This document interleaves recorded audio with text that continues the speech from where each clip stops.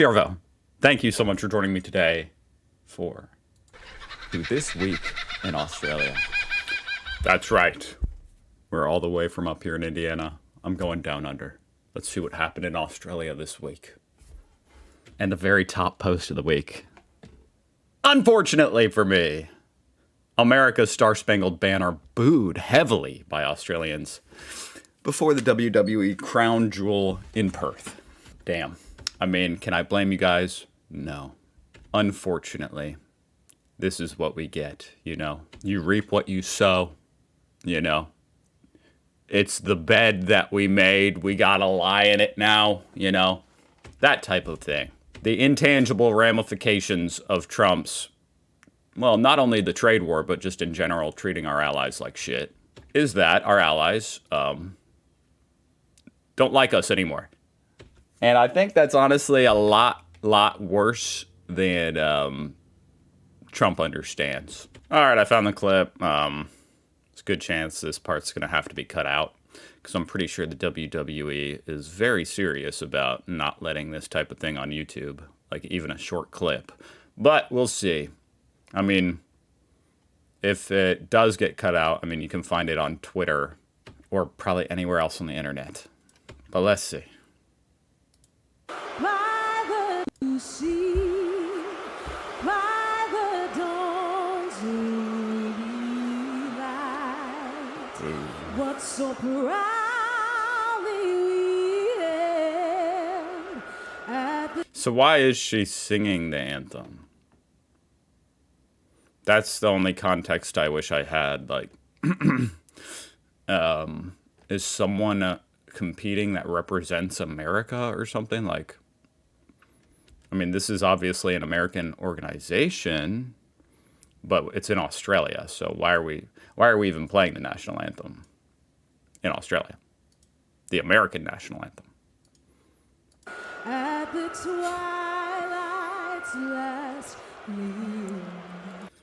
Yeah, I don't know how they thought this was going to go over, you know?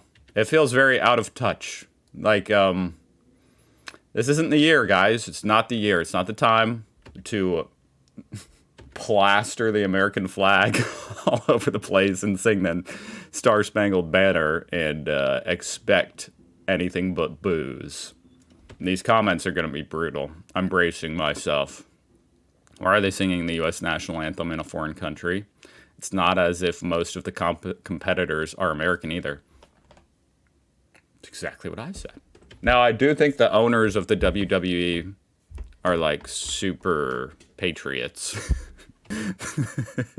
No, I mean, why that means they would be singing the national, like the Star-Spangled Banner in Australia, I don't know. But that's only half the story, you know what I mean? Like, that is one aspect of it. But if some Australian organization came to America and played the Australian anthem, nobody would be booing. You know, this has a lot of deeper implications, the fact that people are booing the Star-Spangled Banner in Australia. It's not just because it's like, oh, why are you playing that here? The night before the SmackDown show, they played some of the ads that they broadcast on live show to the people in the arena. When they played the one about FIFA in the US next year, the audience loudly booed that too. See, they're just booing the U.S. I fly back home tomorrow after 2 years backpacking here. These are a few of my favorite pictures from some special places. That is a really special picture right there. Like, that's an awesome scene. I don't think a lot of Americans, myself included, knew that kangaroos could be found on the coast. Like, I mean, I know that now, but a couple of years ago, I certainly didn't know that. I thought they were out there, like, in the outback. Not out here in the freaking coast. It's just a beautiful thing. Beautiful animal on a beautiful coast. That is pretty dope. Wow, look at that coastline. And the beach is just empty. Where is this? I need to go here. Oh, we have locations down here. Let's see. Okay. Number 2 is Tacking Point, Port Macquarie, New South Wales. Koala Hospital. Then we've got the Boonda Cliffs in South Australia. Holy shit, that's honestly horrifying to me.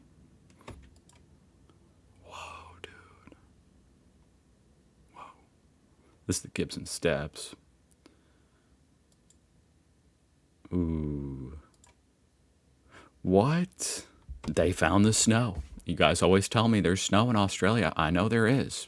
They found it. Oh, this is Mount Osa, Taz. Oh, this was taken in mid-November. Isn't that like the middle of the summer for you guys? So this is from last year. Wow. Uluru. A giant crab. Lobster. Not bad, guys. See, that shows just how much of a landy I am. I assume that's what you guys call people who live on the land and not the coast. I'm a landy. Candace Owens loses appeal over Australian visa rejection. I saw that she was not being allowed into Australia, which, I mean, she has gone off the deep end lately. I'm not going to lie. Like, I'll hear out a conspiracy theory, but once you start telling me the video I saw where, I'm going to try not to be graphic here, but Charlie was struck in the neck. I mean, we all saw the video. And you start trying to tell me he was actually shot from behind and that's an exit wound. I'm like, okay. And people are taking this serious?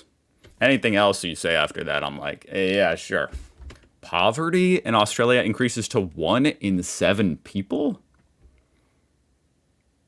Hard to, I mean, I'm going to say hard to believe, but I don't want to be insensitive. That's hard to believe. I guess it depends on the definition of poverty, or, I mean, maybe there's something that I don't fully understand. I just didn't know poverty was an issue in Australia. I mean, what's this number in America? So the official US poverty rate, that's from 2023, but that would be like 1 in 9. Looks like 2024 is the most recent measure. 10.6. So 1 in 9, which I mean is still bad. 1 in 7, obviously, even worse.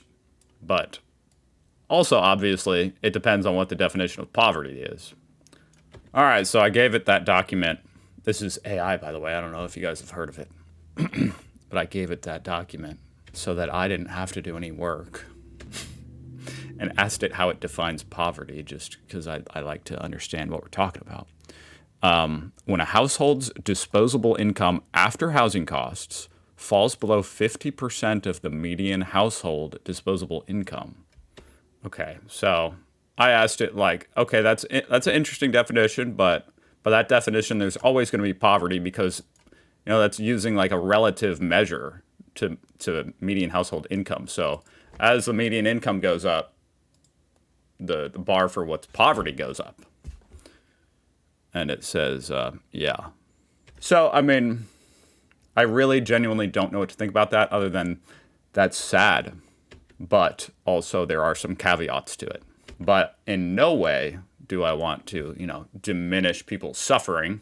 Obviously, there are people in poverty. And that's really, really sad that it's, you know, we're living in more difficult economic times, especially because of the rising cost of living and housing. At the same time, it is important to know exactly what we're talking about. And then there were none. Australia's only shrew declared extinct. Oh no. That's sad. I don't really know, like, what is a shrew? A shrew is like a little mouse type thing, right? I'm sorry, I don't mean to laugh. That's sad that it's gone extinct. Is it just extinct in Australia? Or so specifically the Australian shrew is now extinct. That's very sad. I mean, honestly, I guess I should be a little bit more real. Like, is it sad that this mouse thing went extinct? That sounds very callous. I don't know. It's kind of sad. You guys tell me. You guys are like super animal lovers, which I always say is awesome, and you guys are known for that. So I'm always trying to keep that in mind, you know, like. And then there was also this fact that I learned about where it's like every year there's some number of like tens of thousands of species that go extinct. So, I mean, obviously in the course of history, that's just a thing that happens all the time.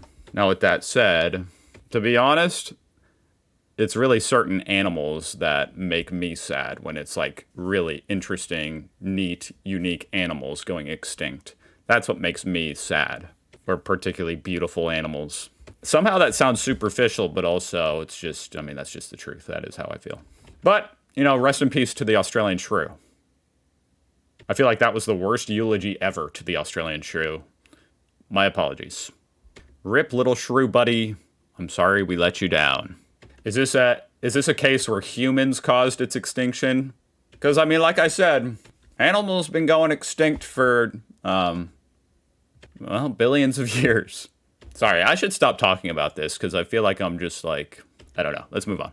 Rest in peace, buddy. You know what? I gotta do this. I gotta do it, guys. This will be the determining factor on how I feel about this. Yes! Damn it! We did let it down. Shit! I'm sorry, buddy. It was in part, or at least we apparently were a major factor in its extinction. So that does actually make me sad.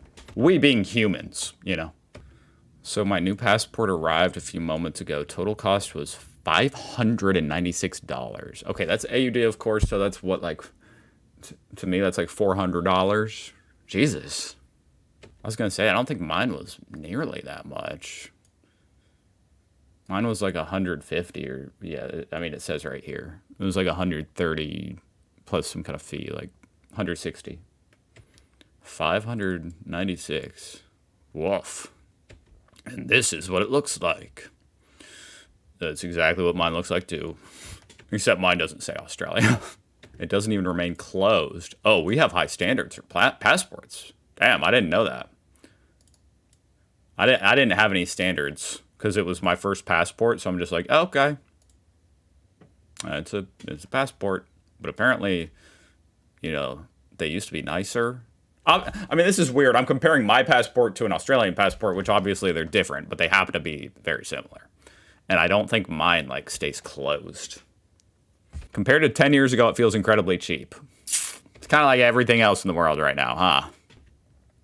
Swedish passport takes less than working 5 days to make, equivalent to 50 AUD. Now that's cheap. Australian passport pricing is a scam.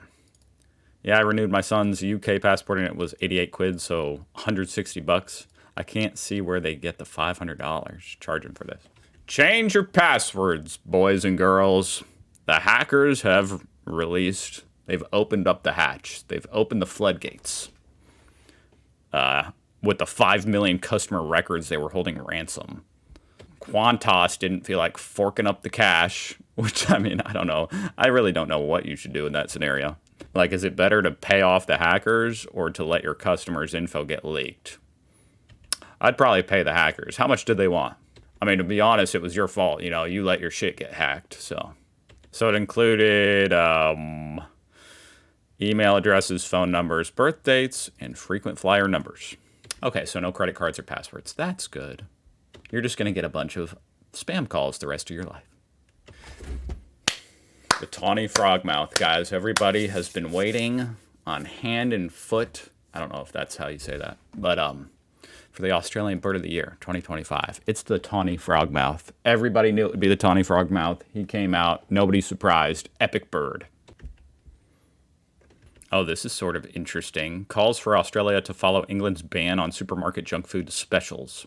I mean, because I know that you guys have a massive problem in, I don't know if it's a massive problem, but it's a problem in Coles and Woolworths where they'll mark up the Tim Tams, right? For like double the cost, and then they'll put them on half price a week later. That's a problem of sorts. Is that the rationale for this law, though? All right, so that is not the rationale, it would seem. It's actually just that researchers determined that they're marking down the junk food twice as often as they do healthy food, based on a study. And dietitians and nutritionists are concerned, at the health implications. I mean, it's probably just because that garbage junk food costs like pennies to make, so they have a lot more margin to play with on how they mark down their food. Whereas healthy food is actually like, not cheap to make, so the margins are probably way thinner, so they can't just like put it on half price. So, I mean, as someone as a lover of Sour Patch Kids, I'd be pissed. I'm not gonna lie, I'd be pissed if they took away the ability for it to go on half off. But I guess maybe that would, it might, in a roundabout way, solve the problem of them marking it way up and doing the half off thing, which I know you guys hate. It might just stabilize the price at a more normal, reasonable price, which I can't wait to kick off the black market snack trade where a bag of chips is actually $2. Just make the healthy shit cheaper. I'm sorry. I like how it's just hey, just make it cheaper. Guys, can we just do that? Can we have another agricultural revolution, please? Make this shit even cheaper. Just make the food in general cheaper. Yes! Make the food cheaper. Make the food cheaper. Great, instead of just being fat, we can be poor too. Yeah. Huh. Now, this is something I'm definitely going to have to look into. The Balibo 5. 50 years. So this happened in 1975. I don't know anything about this, but I'm writing this down because I'm definitely a fan of true crime type stuff. Rest in peace to the Balibo 5. Of course, this happened 50 years ago. But I am intrigued by it. I'll be doing a video about that next week. Damn Iceland with their cheap Tim Tams. Man, I guarantee the fact that they have cheap Tim Tams relative to their other food, as this post points out, that means they must all just be eating Tim Tams, right? Because we might have to make a law where they need to raise the price of the Tim Tams. Let's see. I mean, they must all be fat as hell in Iceland. This is an obesity rate by country. Oh. Number 74. Okay. Make inaccessible. Ooh, that's a big no-no. Why is the counter slanted toward us like this? What? You just put the food on there? Here we go. Down the chute. Catch. What is it? This is stupid. Do better, Smackers. Okay, that's about it for this week, guys. Thank you so much for watching. I'll see you guys next week. Have a great weekend.